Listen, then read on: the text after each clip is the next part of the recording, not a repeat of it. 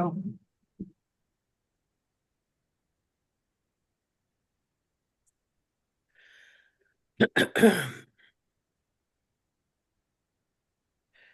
Almost forgot to start my record on the cloud there. And there's my live on that. One more.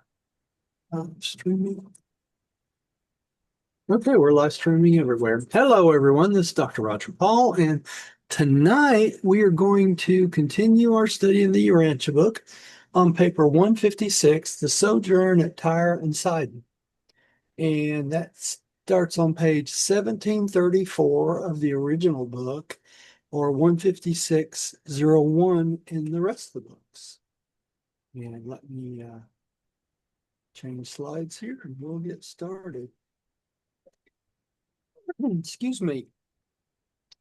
Paper 156, The Sojourn at Tyre and Sidon. This Friday afternoon, June 10th, Jesus and his associates arrived in the environs of Sidon, where they stopped at the home of a well-to-do woman who had been a patient in the Bethesda hospital during the times when Jesus was at the height of his popular favor. The evangelist and the apostles were lodged with her friends in the immediate neighborhood, and they rested over the Sabbath day amid these refreshing surroundings. They spent almost 2.5 weeks in Sidon and vicinity before they prepared to visit the coast cities to the north. So this lady had, where they stayed, had heard of Jesus before. Here's the pictures of this. Okay, dear. Mm-hmm. This June Sabbath day was one of great quiet. The evangelists and apostles were all together, absorbed in their meditations regarding the discourses of the Master on religion, to which they had listened, and en route to Sidon. They were all able to appreciate something of what he had told them, but none of them fully grasped the import of this teaching. It's like when it's too much information. Yeah, a lot of information, wasn't it? Right? Yeah. I mean, we went over it fairly well, but you could see why they were a little bit confused because they didn't understand. They didn't come from the viewpoint that we do now, right? And they didn't have anybody to explain it to them like we do. Okay. Right. So, like that Dr. Paul guy, you know? All right. Pam, would you take the next one? There lived near the home of Karuska, where the master lodged, a Syrian woman who had heard much of Jesus as a great healer and teacher, and on this Sabbath afternoon she came over bringing her little daughter.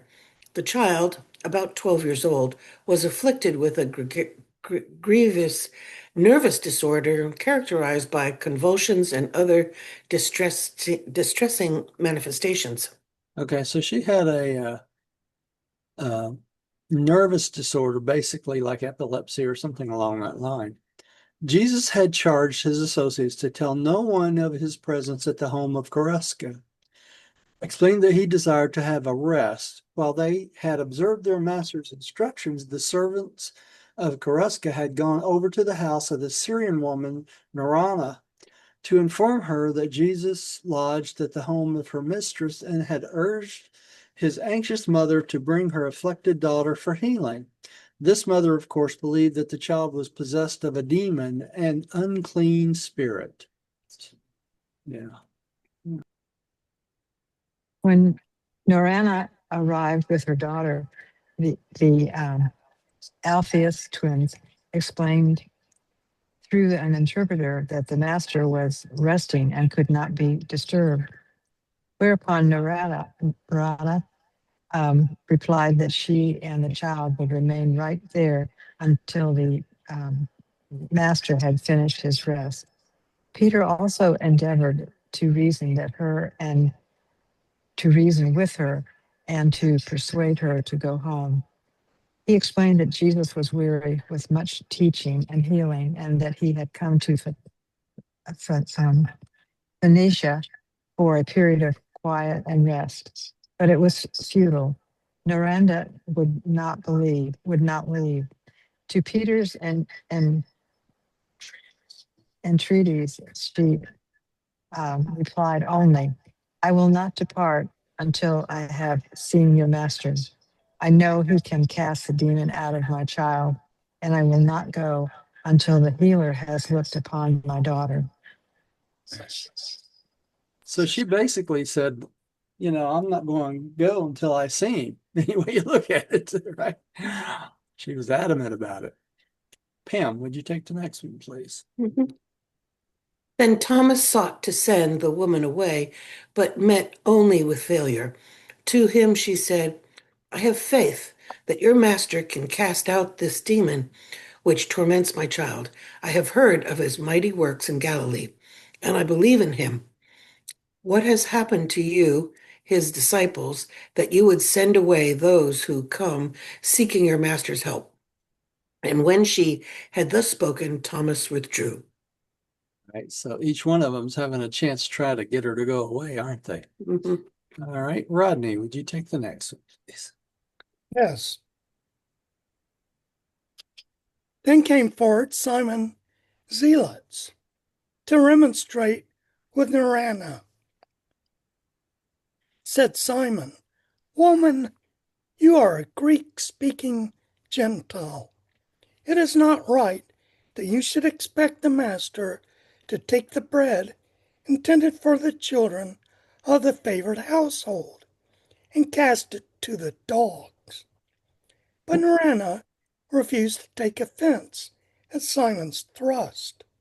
She replied only, Yes, teacher, I understand your words. I am only a dog in the eyes of the Jews. But as concerns your master, I am a believing dog. I am determined that he shall see my daughter, for I am persuaded that if he shall but look upon her, he will heal her. And even you, my good man, would not dare to deprive the dogs of the privilege of obtaining the crumbs which chance to fall from the children's table. Boy, she was right on the money, was she? Mhm. A little humorous. All right, Gary, would you take the next one, please? At just this time, the little girl was seized by a violent convulsion before them all, and the mother cried out, There, you can see that my child is possessed by an evil spirit. If our needs does not impress you, I would appeal to your master, who I have been told loves all men and dares even to heal the Gentiles when they believe. You are not worthy to be his disciples. I will not go until my child has been cured. Great. That's a pretty forceful woman, right? She knew what she wanted and she went after it. Gary, did you get that email I sent you with the books and stuff? I don't know. I just got home. I haven't Okay. had a chance to look at anything. Okay, I sent it back out to you just to let you know. Thank Okay. you. All right. Letch, would you take the next one, please? Okay. Jesus, who had heard all of the conversation through an open window, now came outside, much to their surprise, and said, O woman, great is your faith, so great that I cannot withhold that which you desire. Go your way in peace. Your daughter already has been made whole. And the little girl was well from that hour. As Narana and the child took leave, Jesus entreated them to tell no one of this occurrence. And while his associates did comply with this request, the mother and the child ceased not to proclaim the fact of the little girl's healing throughout all of the countryside and even in Sidon. So much so that Jesus found it advisable to change and to his lodgings within a few days. Okay, so he did his regular tell no man thing, and yet as soon as she left the house, she started.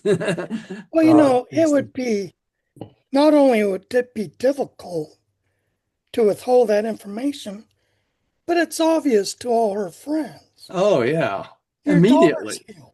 right? What happened? Yeah. The next day, as Jesus taught the apostles, commenting on the cure of the daughter of the Syrian woman, he said, "And so it has been all the way along. You see for yourselves how the Gentiles were able to exercise saving faith in the teachings of the gospel of the kingdom of heaven. Verily, verily, I say that I tell you that the Father's kingdom shall be taken by the Gentiles if the children of Abraham are not minded to show faith enough to enter therein." And that's pretty much what happened, didn't it? You know, most of the Christian church was built from the Gentiles. Are we considered Gentiles? Yes, we would be considered Gentiles because we're not full-fledged Jews, right? Correct. Okay. And, you know, even though we're not Christians in the, you know, the sense of the atonement doctrine, we are Christians in the fact we always call ourselves Jesusonians because we don't really believe in the atonement doctrine. But all the rest of the stuff that Jesus taught, every bit of it we believe, right? So we could probably be called Christians more than the Christians do, right? So, all right. Let's see. Who's next? And You Hang just on. read. Huh? You just read, I didn't you? just read? no, No, I I didn't. No. did. Huh? Diane's next. Yeah, I'm next. I'm Yeah. sorry. I'm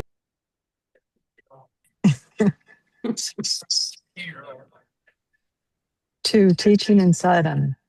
In entering Sidon, Jesus and his associates passed over a bridge, the first one many of them had ever seen. As they walked over this bridge, Jesus, among other things, said, "This world is only a bridge. You may pass over it, but you should not think to build a dwelling place upon it." y'all catch That's that? very interesting. Yeah. This world is just a bridge, so don't build a house on it. Wait till you get to the mansion worlds, right? Kind of They're interesting. not literal. Yeah, yeah. But Mhm. that's a interesting thing to say that this life is like a bridge, isn't it? Yeah. Pam, would you take the next one, please? As the 24-hour began their labors in Sidon, Jesus went to stay in a home just north of the city, the house of Justa and her mother, Bernice. Jesus taught the 24 each morning at the home of Justa, and they went abroad in Sidon to teach and preach during the afternoons and evenings. I bet those were interesting teaching sessions, wouldn't you think? Oh, for sure. Yeah. Rodney. The apostles and the evangelists were greatly cheered by the manner in which the Gentiles of Sidon received their message. During their short sojourn, many were added to the kingdom. This period of about 6 weeks in Phoenicia was a very fruitful time in the work of winning souls. But the latter Jewish writers of the Gospels were wont lightly to pass over the record of this warm reception of Jesus' teachings by these Gentiles at this very time, when such a large number of his own people were in hostile array against him. That is interesting, isn't it? All right, so that which the Jews would not believe, the Gentiles did, didn't they? Gary, would you take the next one? In many ways, these Gentile believers appreciated Jesus' teachings more fully than the Jews. Many of these Greek-speaking, I can't even start. What the heck's that? Syrophoenicians. As you said, came to know not only that Jesus was like God, but also that God was like Jesus. These so-called heathen achieved a good understanding of the Master's teaching about the uniformity of the laws of the world and the entire universe. They grasped the teachings that God is no respecter of persons, races, or nations, that there is no favoritism in the universal Father, that the universe is holy and ever law abiding and unfailingly dependable. These Gentiles were not afraid of Jesus. They dared to accept his message. All down through the ages, men have not been unable to comprehend Jesus. They have been afraid to. Now, why do you think the Gentiles understood the message as well as the Jews? Don't you think part of it's because each one of them had that father fragment with indwelling within them? The thought of I just also think that because they had the material gods, this may have been the first time they were introduced to such teachings. yeah, True. maybe so. All right. Letch, would you take the next one? Okay. Jesus made it clear to the 24 that he had not fled from Galilee because he lacked courage to confront his enemies. They comprehended that he was not yet ready for an open clash with established religion, and that he did not seek to become a martyr. It was during one of these conferences at the home of Justa that the master first told his disciples that even though heaven and earth shall pass away, my words of truth shall not. So he knew these words were going to last forever, didn't he? Yeah. Ahead of time. The theme of Jesus' instruction during the sojourn at Sidon was spiritual progression. He told them they could not stand still. They must go forward in righteousness or retrogress into evil and sin. He admonished them to forget those things which are in the past while you push forward to embrace the greater realities of the kingdom. He besought them not to be content with their childhood in the gospel, but to strive for the attainment of the full stature of divine sonship in the communion of the Spirit and in the fellowship of believers. He wanted them to become full-fledged sons and daughters of God and show the spiritual fruits, didn't he? He quite often taught to forget the past. Yeah. Get away from the scriptures, right? That's basically it. And we have the same with the Bible, right? Mhm. Said Jesus, my disciples must not only cease to do evil, but learn to do well. You must not only be cleansed from all conscious sin, but you must refuse to harbor even the feelings of guilt. If you confess your sins, they are forgiven. Therefore, must you maintain a conscience void of offense. Correct. In other words, you got to forget it, don't you? And Yeah. move on. Confess it. Yeah. Move on. Forget it. Move on. We all make mistakes. Because otherwise it can eat you up. That's exactly Right. right. All right. Pam, would you take the next one? Uh-huh. Jesus greatly enjoyed the keen sense of humor which these Gentiles exhibited. It was the sense of humor displayed by Narana, the Syrian woman, as well as her great and persistent faith that so touched the Master's heart and appealed to his mercy. Jesus greatly regretted that his people, the Jews, were so lacking in humor. He once said to Thomas, "My people take themselves too seriously. They are just about devoid of any of an appreciation of humor. The burdensome religion of the Pharisees could never have had origin among a people with a sense of humor. They also lack consistency. They strain at gnats and swallow camels." Hmm. That's strain at gnats and swallow camels. All right. Journey up the coast. Let's see. Rodney, would you take this one? Yes. On Tuesday, June the 28th, the master and his associates left Sidon, going up the coast to Porphyrion, Or Perian. Porphyrion, There you go. and Eldua. I'll do what? That's close enough. All right. They were well received by the Gentiles, and many were added to the kingdom during this week of teaching and preaching. The apostles preached in Porphyrion, Yeah, that's good. Yeah. and the evangelists taught in Heldua.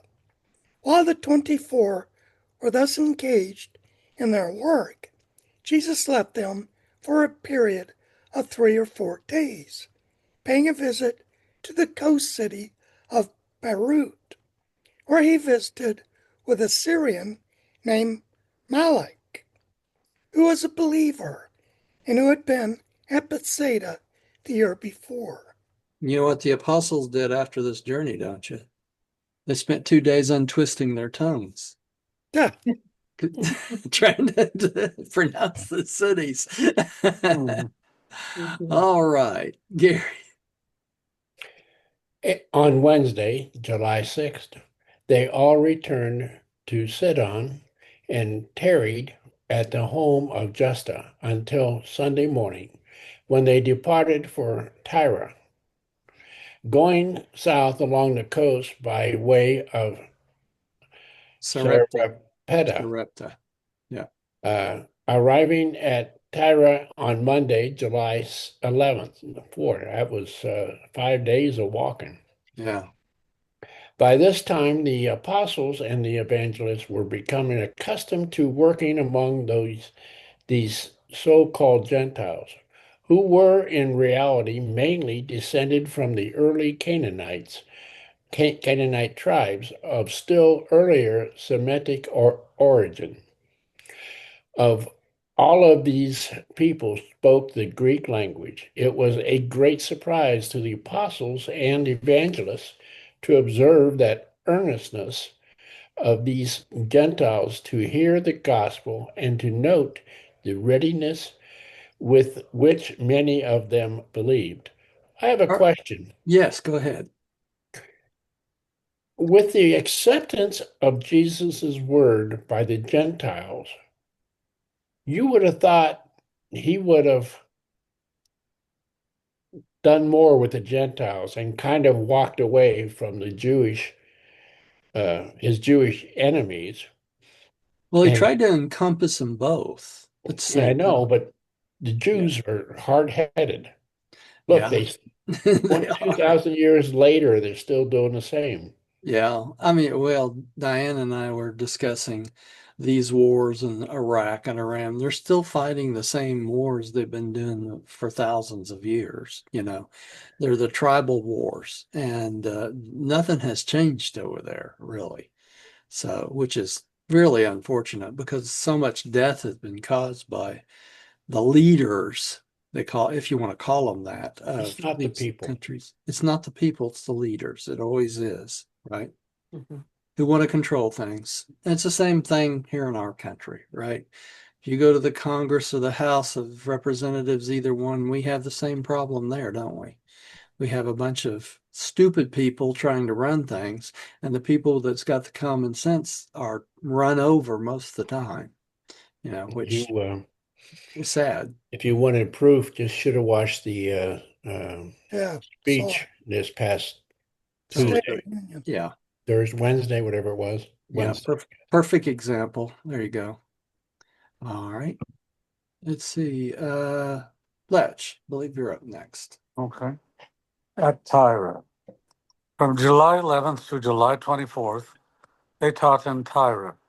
Each of the apostles took with him one of the evangelists, and thus 2 and 2 they taught and preached in all parts of Tyre and its environs. The polyglot population of this busy seaport heard them gladly, and many were baptized into the outward fellowship of the kingdom.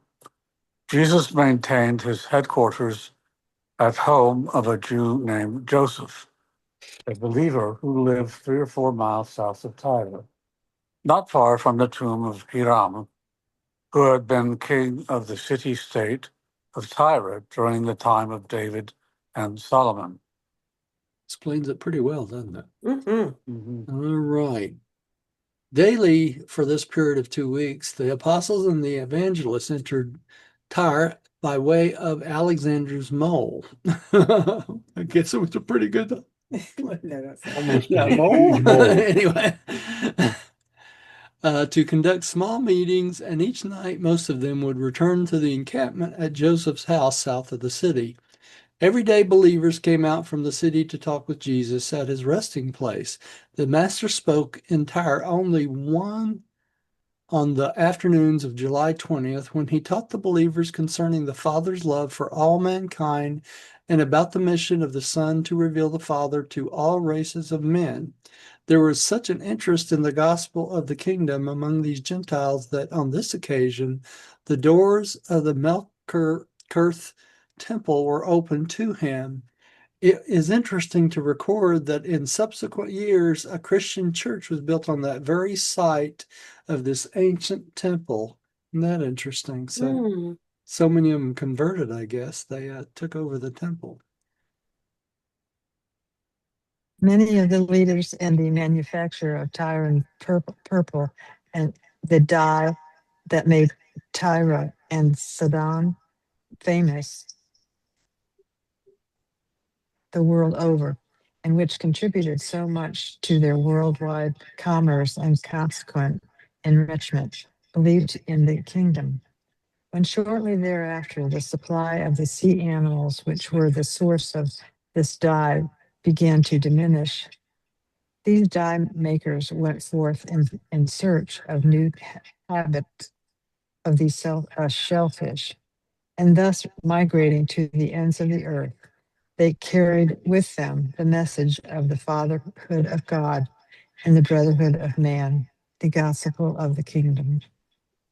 Isn't it interesting how the spread of the purple color actually helped in increasing the fatherhood of God and the brotherhood of man, isn't it? Mm-hmm. Yeah. All right. And here's a picture of a gate. I don't remember what this is. Carthage? In Tunisia? Yeah, in Phoenicia, and a pottery found in the tomb of Chiron, Cyprus. Stuck that in there for Pam. And this is a carving of a warship. It's hard to see, but that's what this is. See the little ship here Mm-hmm. and the paddles? All right. Lots of them. Yep. Pam, would you take the next one? Mm-hmm. 5. Jesus is teaching at Tyre.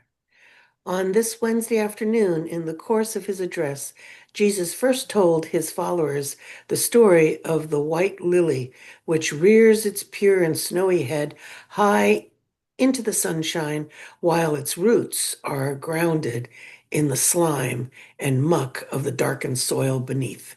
Likewise, said he, mortal man, while he has his roots of origin and being in the animal soil of human nature, can by faith raise his spiritual nature up into the sunlight of heavenly truth and actually bear the noble fruits of the Spirit. So we can bring ourselves up from the filth and actually become holy. Isn't that interesting? Mm-hmm. All right, Rodney, would you take the next one? Get my magnifying glass. Yeah, really. No, I can see it. All right. It was during the same sermon that Jesus made use of his first and only parable having to do with his own trade, carpentry. In the course of his admonition to build well the foundations for the growth of a noble character of spiritual endowments, he said, in order to yield the fruits of the Spirit, you must be born of the Spirit. You must be taught by the Spirit and be led by the Spirit if you would live the Spirit-filled life among your fellows. But do not make the mistake of the foolish carpenter who wastes valuable time squaring, measuring, and smoothing his worm-eaten and inwardly rotten timber, and then, when he has thus bestowed all of his labor upon the unsound beam, must reject it as unfit to enter into the foundations of the building which he would construct to withstand the assaults of time and storm. Let every man make sure that the intellectual and moral foundations of character are such as will adequately support the superstructure of the enlarging and ennobling spiritual nature, which is thus to transform the mortal mind, and then, in association with the recreated mind, is to achieve the involvement of the soul of immortal destiny. Your spirit nature, the jointly created soul, is a living growth, but the mind and morals of the individual are the soil from which these higher manifestations of human development and divine destiny must spring. The soil of the evolving soul is human and material, but the destiny of this combined creature of mind and spirit is spiritual and divine. Isn't that interesting how he breaks down the difference between the mind and the soul here? Just the things we talk about, isn't it? Right? And it's interesting, the soul is material, it's Urantia. That's right. That's right. It develops your Urantia soul to the point of when you get your new body, everything fits right in, doesn't it? You know, your personality comes back, your soul has been growing from that which God the Father has been adding to it as your thought adjuster throughout your entire life. So it's the soil, if you would, of starting your new existence in the Morantia form, isn't it? Mm-hmm. All right. Gary, would you take the next one? You got to unmute, Gary. You're muted, Gary.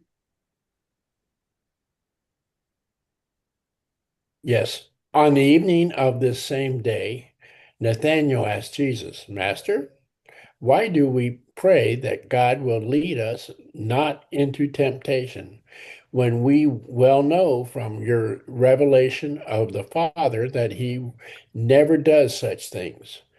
Jesus answered Nathanael, All right. Let's, would you take this one? Okay, I think I can see it. All right.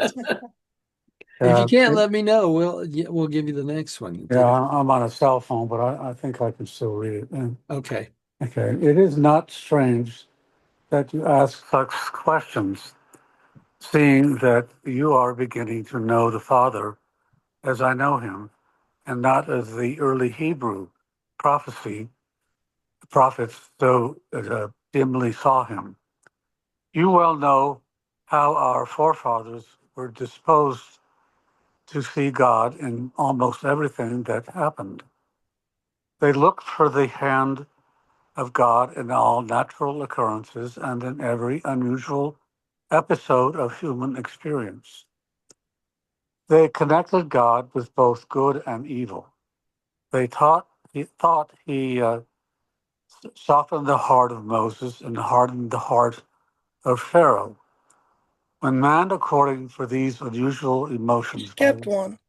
oh yes, when man had a strong urge to do something good or evil, he was in the habit of accounting, accounting for these unusual emotions by remarking, "The Lord spoke to me," and so somebody better continue. My eyes are I'll take it watering. from there if you want me Thank you. to, I Letch. appreciate it.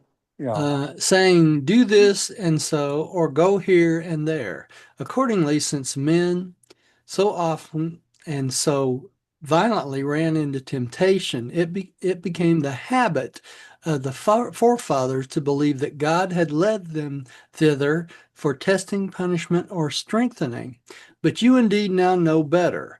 You know that men are all too often led into temptations by the urge of their own selfishness or by the impulses of their own animal natures. Boy, that's true, isn't it? Yeah. When you are in this way tempted, I admonish you that while you recognize temptation honestly and sincerely for just what it is, you intelligently redirect the energies of spirit, mind, and body which are seeking expression into higher channels and toward more idealistic goals. In this way, may you transform your temptations into the highest types of uplifting mortal ministry while you almost wholly avoid these wasteful and weakening conflicts between the animal and spiritual nature. And that's what temptation is, isn't it? It is. Good teaching. Yeah, it's a conflict between the animal and the spiritual natures that we have within us. All right. Mm. But let me warn you against the folly of undertaking to surmount temptation by the effort of supplanting one desire by another, and supposedly superior desire. I lost my spelling. I just lost what I wrote.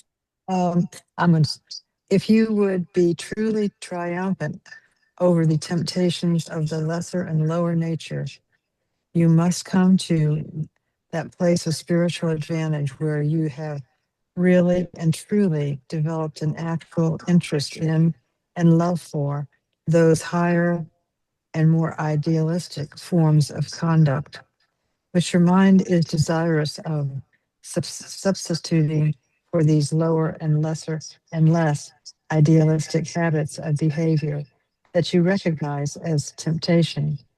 You will in this way be delivered through spiritual transformation rather than be increasingly overburdened with the deceptive suppression of mortal desires. The old and the inferior will be forgotten in the love for the new and the superior. Beauty is always triumphant over ugliness in the hearts of all who are illuminated by the love of truth. There is mighty power in the expressive energy of a new and sincere spiritual affection. And again, I say to you, be not overcome by evil, but rather overcome evil with good. Amen. It's a way of habit, isn't it? Yeah, it is. If you replace all your old habits, any reaction you have of your old habits with your new spiritual habits and spiritual ways, it becomes such a habit that there's no conflict anymore, is there? No. Mm-hmm. You know, so you just naturally do that which is spiritual. And that's the goal through life, It is. you know? Totally. Totally. Pam, would you take the next one? Long into the night, the apostles and evangelists continued to ask questions, and from the many answers, he would present the following thoughts, restated in modern phraseology. Rodney.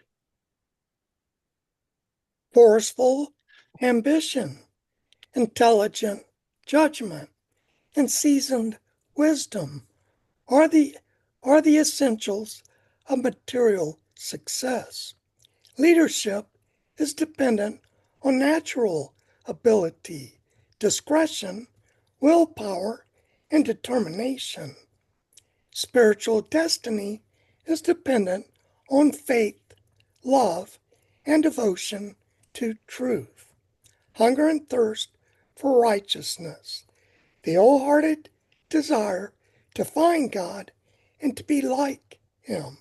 And this is why we spend so much time in trying to discover what our pathway is through life, isn't it? Think about it. You know, that's why we spend so much time studying. That's why we spend so much time praying. That's why we spend so much time trying to improve ourselves and our spiritual lives so that it becomes such a natural part of us, it's not work anymore, is it? Okay, Gary, would you take the next one? Okay. Do not become discouraged by the discovery that you are human. Wait a minute, Gary. Are you sure about that? Yeah. I'll check my birth certificate. I got it in the drawer here. Okay, all right. Human nature may tend toward evil, but it is not inherently sinful. Be not downcast by your failure wholly to forget some of your regrettable experiences. The mistakes which you fail to forget in time will be forgotten in eternity. Lighten your burden of soul by speedily acquiring a long distance view of your destiny, a universe expansion of your career. Isn't it funny how over time you forget certain things in your life and you try to recall them and you can't recall them to save your life, can you? Well, You the know, regretful ones the regretful ones, they just just forget. fall off. It's like they say in the Urantia book, it's just scaffolding that falls away. And it's the same way with our mistakes in life. They fall away over time as long as we don't, focus on them for the rest of your life for long periods of time, reliving those mistakes over and over and over again, right? It's interesting, studying the Bible, you come to a dead end.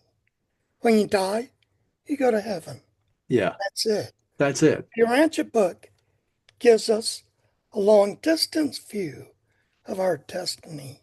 It does. I mean, a very long distance view, doesn't it? Yeah, And, instead of it being the end when we die from the Bible, right? it's the beginning. It's the beginning. That's right. That's right. Totally different way to look at it. All right. Letch, would you take the next one? Okay. Make not the mistake of estimating the soul's worth by the imperfections of the mind or by the appetites of the body. Judge not the soul, nor evaluate its destiny by the standard of a single unfortunate human episode. Your spiritual destiny is conditioned only by your spiritual longings and purposes. So any little mistake you make along the way doesn't mean a whole lot, does it? As long as you learn from it. All right. Religion is the exclusively spiritual experience of the evolving immortal soul of the God-knowing man. But moral power and spiritual energy are mighty forces which can be utilized in dealing with the difficult social situations and in solving intricate economic problems. These moral and spiritual endowments make all levels of human living richer and more meaningful. And that's why we want to try to elect politicians that have what? Moral and spiritual endowments, right? Definitely. Definitely. Because that's the people we want leading, not these that have no moral basis in their life. Okay, Diane. You are destined to live a narrow and mean life if you learn to love only those who love you. Human love may indeed be reciprocal, but divine love is outgoing in all its satisfaction and seeking. The less of love in any creature's nature, the greater the love need, and and the more does divine love seek to satisfy such need. Love is never self-seeking, and it cannot be self-bestowed. Divine love cannot be self-contained. It must be unselfishly bestowed. So if you give out divine love, it goes out automatically, unconsciously, doesn't it? You Mhm. can't help but do it. All right. Divine love actually goes through us. That's right. Through That's us. how we experience it. That's right. All right. Pam, would you take the next? Kingdom believers should possess an implicit faith, a whole-souled belief in the certain triumph of righteousness. Kingdom builders must be undoubting of the truth of the gospel of eternal salvation. Believers must increasingly learn how to step aside from the rush of life, escape the harassments of material existence, while they refresh the soul, inspire the mind, and renew the spirit by worshipful communion. Did you see that? Escape the harassments of material existence. Yeah, even That, back then. even back then, right? You have to step on top of it or aside from it, right? All right. Mhm. I would Rodney. imagine they would have just as much demanding on their lives as we do. Yeah. I More in some made respects. I made a discovery. I'll share it with you. They say that we become financial slaves. We work to pay our bills. And I disagree with that in the sense that we work to pay our bills if we don't control our urges. And it's the way we have decided to lead our lives. So we put ourselves in that particular situation. It's the way we decided to live, is it Yes. not, Gary? You Yes, know, that's what I'm saying. you can decide to live much more simply than you do and be much happier too, right? You don't have to have that new car. You don't have to have that big fine house. You do have to have food and clothing and take care of your family, but you don't have to live like kings every day of your life, right? Hmm. Potato soup's okay, right? So, all right. Let's see who's next here. I think you are, Rodney, aren't you? I think Or is it so, Pina? yeah. God knowing individuals are not discouraged by misfortune or downcast by disappointment. Believers are immune to the depression consequent upon purely material upheavals. Spirit livers are not perturbed by the episodes of the material world. Candidates for eternal life are practitioners of an invigorating and constructive technique for meeting all of the vicissitudes and harassments of mortal living. Every day a true believer lives, he finds it easier to do the right thing. Not hard at all, right? It's not hard to do the right things. It's easier. All right, Gary, would you take the next one? Spiritual living mightily increases true self-respect, but self-respect is not self-admiration. Self-respect is always coordinate with the love and service of one's fellow. It is not possible to respect yourself more than you love your neighbor. The one is the measure of the capacity for the other. So Very they're dual. Now I want to stop on this one for just a second. Notice it says here, one is the measure of the capacity of the other. Mhm. You see that? Mhm. In other words, your self-respect is directly linked to what? Serving others, right? Yeah. To The your love for to other your people. love for other people and serving your fellow man, right? By loving them, you increase your own true self-respect because you're doing that which you know is spiritually right, right? Uh, All right. Uh, Letch, would you take the next one? Yes. As the days pass, every true believer becomes more skillful in alluring his fellows into the love of eternal truth.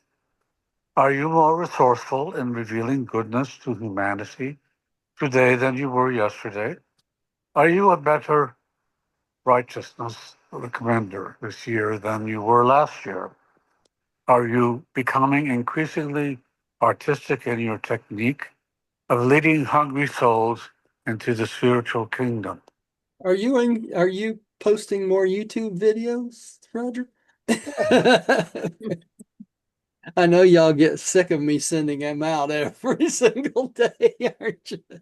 I have a hard time keeping up. Yes, Yeah. it is. Think of me. I have a hard time writing them all. Okay. That's why they say you have to become more skillful at it, right? All right. Are your ideals sufficiently high to assure your eternal salvation while your ideas are so practical as to render you a useful citizen to function on earth in association with your mortal fellows? In the spirit, your citizenship is in heaven. In the flesh, you are still citizens of the earth kingdoms. Render to the Caesars the things which are material, and to God those which are spiritual. So that's what it boils down to, You right? know what? Remember in the Bible where they're trying to trap Jesus and he says, goes about the coin with Uh-huh. Caesars, and he says, render unto Caesar which is Caesar's. And That's what render I'm to saying God here. who It what just is God's? explains it perfectly. That's exactly right. It's exactly right. All right, Diane. The measure of the spiritual capacity of the evolving soul is your faith in truth and your love for man. But the measure of your human strength of character is your ability to resist the holding of grudges and your capacity to withstand brooding in the face of deep sorrow. Defeat is the true mirror in which you may honestly view your real self. Notice And it says here, defeat is the true mirror. So that's what you're defeated at reflects how you really are, doesn't it? Right? It's not the good things that happen, it's the bad things that happen to you. It reflects who you truly, spiritually, really are. All right, Pam, would you take the next one? As you grow older in years and more experienced in the affairs of the kingdom, are you becoming more tactful in dealing with troublesome mortals and more tolerant in living with stubborn associates? Tact is the fulcrum of social leverage, and tolerance is the earmark of a great soul. If you possess these rare and charming gifts, as the days pass, you will become more alert and expert in your worthy efforts to avoid all unnecessary social misunderstandings. Such wise souls are able to avoid much of the trouble which is certain to be the portion of all who suffer from lack of emotional adjustment, those who refuse to grow up and those who refuse to grow old gracefully. Is that not wisdom or what, y'all? Yeah. Yeah. Any way you look at it. All right, Rodney, would you take the next? Avoid dishonesty and unfairness in all your efforts to preach truth and proclaim the gospel. Seek no unearned recognition and crave no undeserved sympathy. Love, freely receive from both divine and human sources, regardless of your deserts, and love freely in return. But in all other things related to honor and adulation, seek only that which honestly belongs to you. So don't develop the big head, right? Mhm. See, enjoy only the things that which you have earned and belong to you. Gary, would you take the next one? The God conscious mortal is certain of salvation. He is unafraid of life. He is honest and consistent. He knows how bravely to ensure unavoidable suffering. He is com- uncomplaining when faced by the inescapable hardship. All right. Notice here it says, when the mortal is certain of his salvation, he is unafraid of life. You see that? Mm-hmm. The salvation makes life worth living, right? Because we realize this life is just the bridge to the next one, right? All right, Letch, would you take the next one? Yeah. The true believer does not grow weary in well doing just because he is thwarted. Difficulty whets the ardor of truth lover, while obstacles only challenge the exertions of the undaunted kingdom builder. To the next one. And many other things Jesus taught them before they made ready to depart from Tyre. Okay, so he taught them a lot of other things. All right. Let me look at our slides here. We're going to only have a few left for next week, but that's okay. Okay. We'll have a short meeting next time. Go ahead, dear. The day before Jesus left here for the return to the region of the Sea of Galilee, he called his associates together and directed the 12 evangelists to go back by a route different from that which he and the 12 apostles were to take. And after the evangelists here left Jesus, they were never again so intimately associated with him. So the evangelists parted ways here with Jesus, didn't they? Okay. So they went on and started their own mission. Return from Phoenicia. Okay, and we're going to take this up next time, which will be Tuesday. And we don't have very many slides for that. 1, 2, 3, 4, 5, 6, 7, 8, 9. It's not even 2 pages. Yeah, would y'all like to try to finish this tonight and go over a Yeah. little? Yeah. Yeah, I know. Okay. If you don't talk. Okay. Pam, would you take the next one? Okay. Yeah. 6, the return from Phoenicia. About noon on Sunday, July 24th, Jesus and the 12 left the home of Joseph, south of Tyre, going down the coast to Ptolemais. Here they tarried for a day, speaking words of comfort to the company of believers resident there. Peter preached to them on the evening of July 25th. Okay, Rodney, take the next one. On Tuesday, they left Ptolemais, going east inland to near Jotapata by way of Tiberias, the Tiberias Road. Wednesday, they stopped at Jotapata and instructed the believers further in the things of the kingdom. Thursday, they left Jotapata, going north on the Nazareth Mount Lebanon trail to the village of Zebulun by way of Ramah. They held meetings at Ramah on Friday and remained over the Sabbath. They reached Zebulun on Sunday, the 31st, holding a meeting that evening and departing the next morning. So this is pretty much just a record of what they did. Gary? Yeah. Leaving Zebulun, they journeyed over to the junction with the Magdala Sidon road near Gishalon. Gilshla, Yep. and thence they made their way to Gennesaret.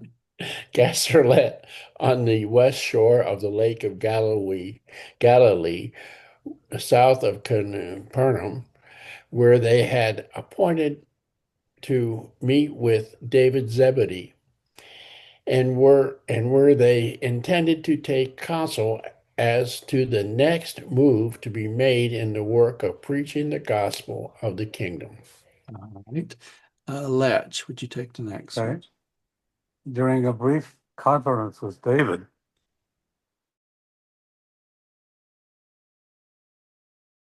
on the opposite side of the lake near Gerasa, and accordingly that very evening a boat took them across.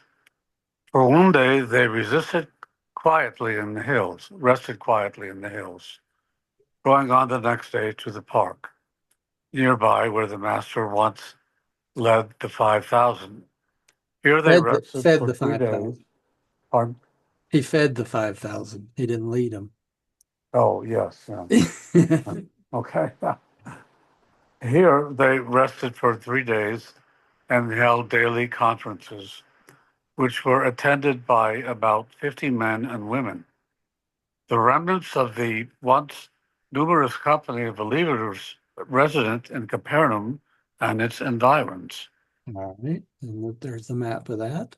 And let's go on. While Jesus was absent from Capernaum in Galilee, the period of the Phoenician sojourn, his enemies reckoned that the whole movement had been broken up and concluded that Jesus' haste in withdrawing indicated he was so thoroughly frightened that he would not likely ever return to bother them. All active opposition to his teachings had about subsided. The believers were beginning to hold public meetings once more, and there was occurring a gradual but effective consolidation of the tried and true survivors of the great sifting through which the gospel believers had just passed. Dear. Philip, the brother of Herod, had become a half-hearted believer in Jesus and sent word that the master, was free to live and work in his domains. So they gave up on it, didn't they? Okay, Pam, would you take the next? The mandate to close the synagogues of all Jewry to the teachings of Jesus and all his followers had worked adversely upon the scribes and Pharisees. Immediately upon Jesus removing himself as an object of controversy, there occurred a reaction among the entire Jewish people. There was general resentment against the Pharisees and Sanhedrin leaders at Jerusalem. Many of the rulers of the synagogues began surreptitiously to open their synagogues to Abner and his associates, claiming that these teachers were followers of John and not disciples of Jesus.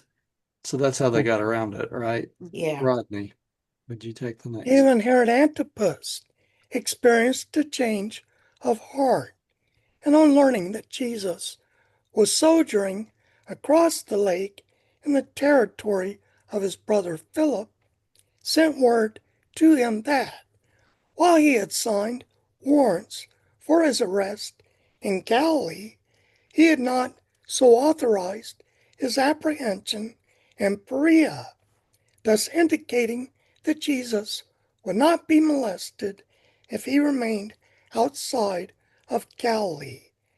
And he communicated the same ruling to the Jews at Jerusalem. So he kind of gave in a little bit, didn't he? All right. Gary, would you take the next one? And that was the situation about the 1st of August, AD 29, when the master returned from the Phoenician mission and began the reorganization of his scattered, tested, and depleted forces for this last and eventful year of his mission on earth. Okay, and Lech, would you take the last one? Yeah. The issues of battle are clearly drawn as the master and his associates prepare to begin the proclamation of a new religion, the religion of the Spirit of the living God who dwells in the minds of men. The thought adjuster, right? Amen.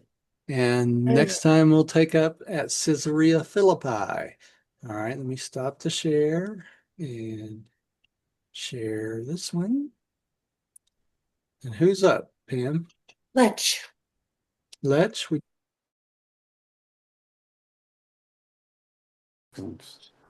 I believe that God is my paradise Father, and that only by faith am I saved. No sacrifice is necessary.